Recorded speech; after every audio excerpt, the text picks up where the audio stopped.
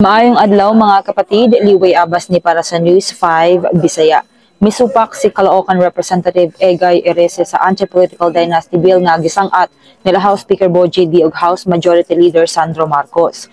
Para sa kongresista, musamot lang kini sa pagpangusog sa impluwensya sa mga political clan. Ilawom sa House Bill 6771, ipasiguli ang pagpugong sa mga paryente sa usa ka incumbent o kandidato nga mukupot og parehas nga national o local nga posisyon apan limitado ra kini sa parehas nga distrito o local government unit.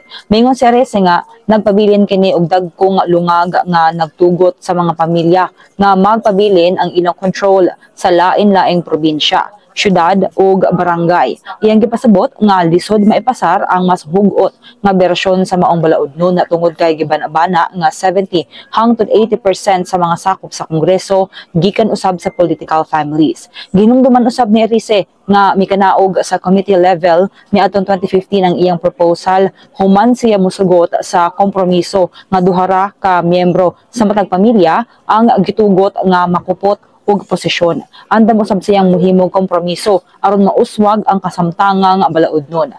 Lakip ang anti-dynasty bill sa upat ka prioridad nga legislative measures nga gitahod ni President Bongbong Marcos sa pinakabag-ong meeting sa LEDAC. Kinsa na mga itong update, magpadayon na sa pagbantay sa social media pages ng News 5 para sa uban pa mga balita ug update. Amping tangtanan.